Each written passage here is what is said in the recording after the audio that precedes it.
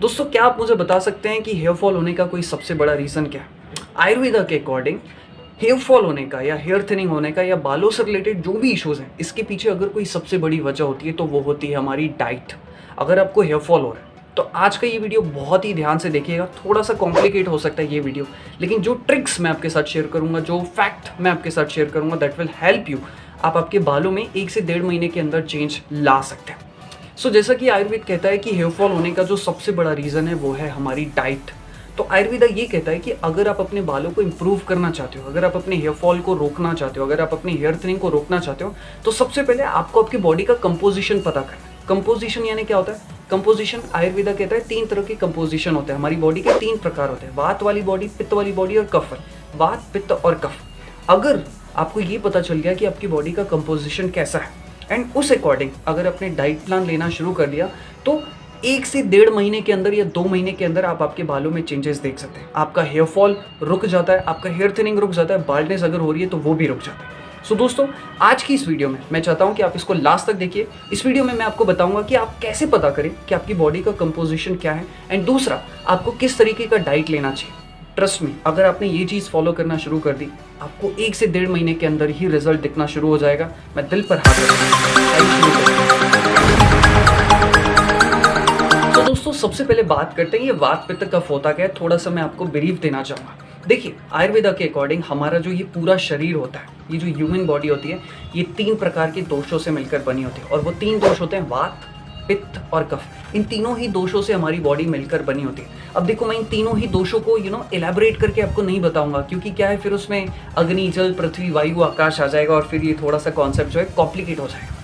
आप सिर्फ इतना समझिए कि हमारा जो शरीर है वो वात, पित्त और कफ, ये 3 तरह के दोषों से मिलकर बना होता है। शॉर्ट में अगर मैं आपको बताऊं, वात का मतलब होता है एयर फैक्टर। जैसे ये हमारी आईज ब्लिंक होती है, हमारा हार्ट धड़कता है, तो इन सब के पीछे जो है एयर फैक्टर काम कर रहा होता है। दूसरा, पित्त का मतलब होता है डाइजेशन या हीट रिलेटेड वर्क। तो ये जो पित्त होता है, ये हमारी बॉडी में डाइजेशन एंड और भी बहुत सारी फंक्शंस को परफॉर्म करता है। कफ का मतलब क्या है? वाटर। और ये जो हमारी बॉडी है, ये बनी होती है कफ फैक्टर की।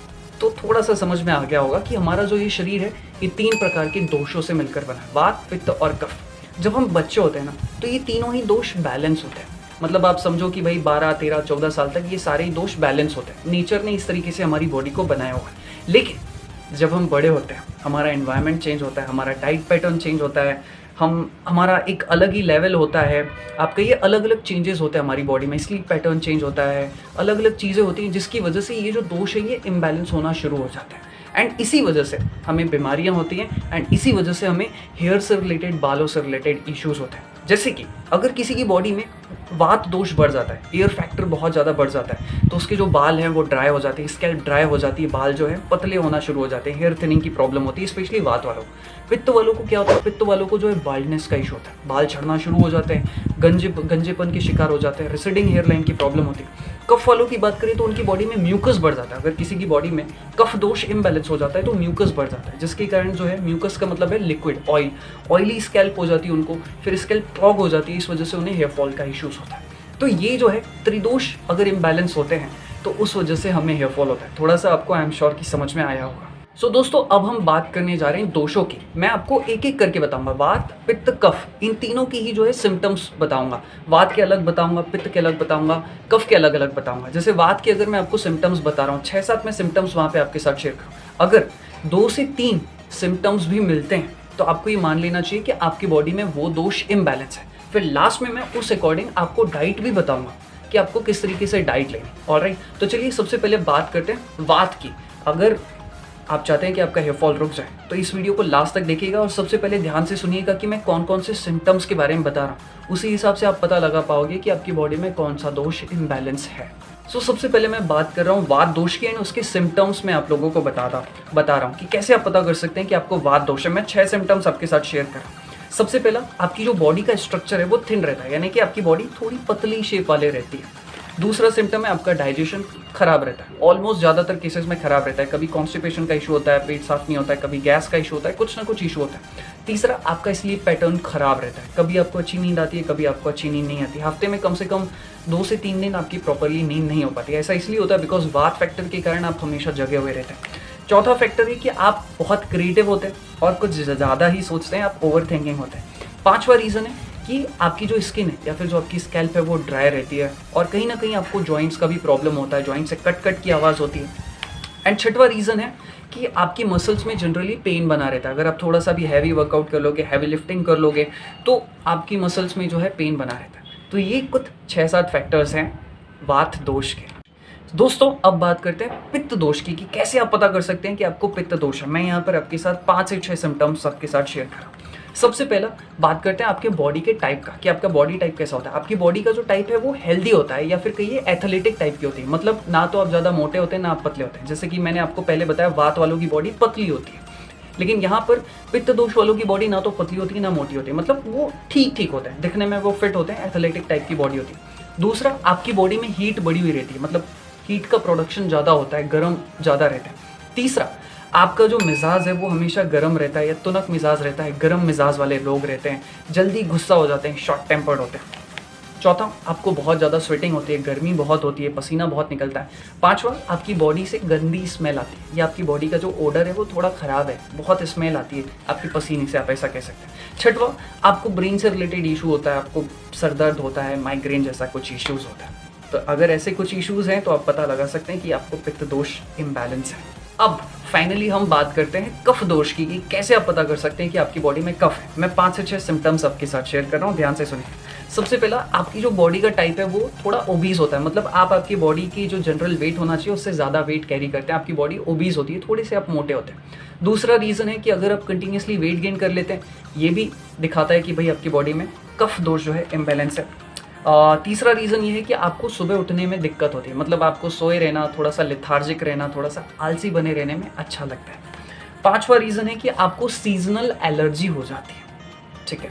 तो इस हिसाब से आप पता कर सकते हैं कि अगर ऐसे कुछ सिम्टम्स हैं तो आपकी बॉडी में कफ दोष इम्बैलेंस है। सो दोस्तों अब बात करते हैं डाइट की।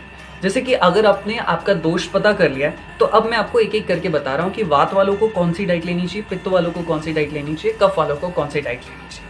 सो अगर आपको वात दोष है, जैसे आपको पता चल गया कि वात दोष है, तो मैं आपको बता रहा हूँ डाइट कैसे लेनी चाहिए, और उसके पीछे का साइंस भी आपको बताऊंगा। देखिए, वात का मतलब क्या होता है, एयर फैक्टर। शुरुआत में मैंने आपको बताया था कि भाई वात किसको डिनोट करता है, वात सिंबलाइज करता है एयर फैक्टर को। और एयर कैसी होती है, हवा कैसी होती है, लाइट होती है। तो आपको ऐसा फूड खाना है जो थोड़ा हैवी हो, क्योंकि ऑलरेडी आपकी बॉडी में एयर फैक्टर बढ़ा हुआ है, मतलब लाइट है, तो आपको थोड़ा सा हैवी फूड खाना पड़ेगा, आपको थोड़ा हेल्दी ऑयली फूड खाना पड़ेगा, थोड़ा सा आपको ड्राई फ्रूट्स में इन्वेस्ट करना पड़ेगा, बिकॉज ड्राई फ्रूट्स थोड़े हैवी होते हैं, उनमें फैट्स होता है जो कि आपकी बॉडी के लिए अच्छे हैं। दूसरा, आपको स्वीट फूड खाना चाहिए, यानी कि थोड़ा मीठा फूड खाना चाहिए, लेकिन मीठे से मेरा मतलब आर्टिफिशियल शुगर वाला फूड नहीं, नेचुरल शुगर, जैसे कि डेट्स में हो गया, नेचुरल फ्रूट्स में हो गया, या जैगरी हो गया, ऐसे फूड्स में खाना चाहिए। एंड इसी के साथ ही साथ आपको नमकीन, यानी कि थोड़े नमक सॉल्टी फूड में खाना चाहिए। इस हिसाब से आपको आपका डाइट प्लान डिज़ाइन करना है, किनको, वात दोष वालों को। अब बात करते हैं पित्त दोष की, कि पित्त दोष वालों को कैसा खाना खाना चाहिए। सबसे पहले मैं आपको पित्त का मतलब बता दूं। पित्त का मतलब मैंने आपको बताया था गर्माहट, गर्म। ऐसे लोग जो तुनक मिजाजी होते हैं, गर्म मिजाजी होते हैं, तो आपकी बॉडी में गर्माहट बढ़ी हुई है। इसका मतलब ये है कि आपको इसके अपोजिट वाला फूड खाना पड़ेगा। आपको ऐसा फूड खाना है जिनका नेचर कूलिंग हो, जैसे कि आंवला, जैसे कि फ्रेश फ्रूट्स, जैसे कि हेल्दी सब्जियां। आपको ऐसी चीज़ों पे इन्वेस्ट करना चाहिए। आपको आपकी डाइट में ये चीज़ आप बढ़ाओगे तो जो आपका पित्त दोष है वो बैलेंस होने में आपको मदद मिलेगा। एंड आपको हेल्दी कार्ब्स खाने पे फोकस करना चाहिए, जैसे कि मल्टीग्रेन चपाती हो गई, हेल्दी दाल्स हो गई, आप इनमें इन्वेस्ट करेंगे तो आपका जो ये पित्त दोष इम्बैलेंस हुआ है वो बैलेंस होगा। अब बात करते हैं कफ दोष की, कि अगर आपकी बॉडी में कफ बढ़ गया है, कफ की वजह से आपकी बॉडी में हेयर फॉल हो रहा है या हेयर इश्यूज हो रहे हैं, तो आपको किस तरीके से बैलेंस करना है, कैसी डाइट होनी चाहिए। देखिए, कफ का मतलब होता है हैवीनेस, जब आपकी बॉडी में स्थूलता बढ़ जाती है ना। मैंने बताया था ना कि बॉडी लेथार्जिक होती है, वेट गेन हो जाता है, वेट बढ़ जाता है।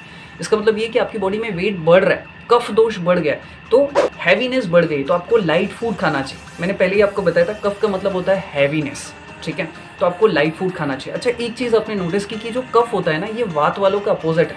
वात वालों की बॉडी लाइट होती है वात के कारण, इसलिए उनको हैवी फूड खाना पड़ता है। लेकिन कफ वालों की जो बॉडी होती है वो हैवी होती है, तो उसका अपोजिट फूड खाना पड़ेगा, यानी कि लाइट फूड खाना पड़ेगा। सो अगर आपकी बॉडी में कफ बढ़ गया तो आपको लाइट फूड लेना पड़ेगा, आपको ऑयली फूड को अवॉइड करना पड़ेगा, आपको हेल्दी फ्रेश जूसेस पे या लिक्विड डाइट पे आप रहेंगे तो आपका जो ये कफ दोष है वो बैलेंस होना शुरू हो जाएगा। एंड आपका जो हेयर फॉल का जो प्रॉब्लम है या हेयर थिनिंग का प्रॉब्लम है, या फिर कहो स्कैल्प जो ऑयली हो जाती है, कफ वालों की जो स्कैल्प होती है वो ऑयली होती है, तो वो दोष भी इम्बैलेंस, वो जो दोष है वो बैलेंस होना शुरू हो जाएगा। ऑलराइट, इस तरीके से आपकी डाइट होनी चाहिए कफ वालों की। सो दोस्तों, आई एम श्योर कि इस वीडियो से आपको बहुत मदद मिली होगी। मैंने कुछ बेसिक जानकारी आपके साथ शेयर की कि आप किस तरीके से अपने दोषों को पता कर सकते हैं एंड उस हिसाब से आपका कैसा डाइट होना चाहिए। ट्रस्ट मी, मैं आप सभी लोगों को बताना चाहता हूँ कि केशवा हेयर केयर में अब तक लगभग हम लोग कम से कम 300 से ज़्यादा क्लाइंट्स को ट्रीट कर चुके हैं। हमारा जो सक्सेस रेशियो वो 80% से भी ज़्यादा है। 80% से भी ज़्यादा लोगों को रिजल्ट्स आए।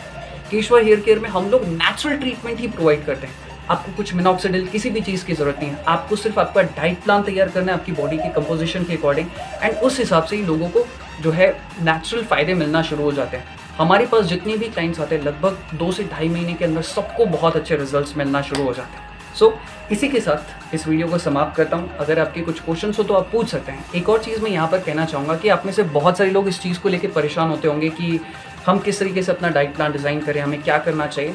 तो हमारा केशवा हेयर केयर का एक प्लान है जहाँ पर हम आपकी बॉडी का कंपोजिशन पता करते हैं, उस हिसाब से आपका डाइट प्लान तैयार किया जाता है, उस हिसाब से आपको एक्सरसाइज प्लान दिया जाता है एंड इसी के साथ ही साथ आपको एक्सपर्ट के साथ कंसल्टेशन दिया जाता है। छठवां, आपको एक एंटी हेयर फॉल कॉम भी दी जाती है। ये सब कुछ अगर आप चाहते हैं कि हम आपको पर्सनली प्रोवाइड करें तो आप हमारे इस प्रोग्राम में एनरोल कर सकते हैं। इसका कॉस्ट सिर्फ और सिर्फ 600 रुपीज़ है एंड ट्रस्ट में आप 2 मंथ्स के अंदर, हालांकि ये जो 600 रुपीज़ कॉस्ट है ये मंथली कॉस्ट है एंड 2 मंथ्स के अंदर जो है आप आपके बालों में चेंजेस देख सकते हैं। हेयर फॉल इंप्रूव हो जाएगा, आपके हेयर बहुत अच्छे हो जाएंगे, हेयर थिनिंग का इशू जो है वो भी सॉल्व हो जाएगा। सो अगर आप हमसे कंसल्ट करना चाहते हैं तो ये प्लान 600 रुपीज़ का आप हमसे इस नंबर पर कॉल करके इस प्लान को बुक कर सकते हैं। Thank you so much, good bye, take care, अपना ख्याल रखिए।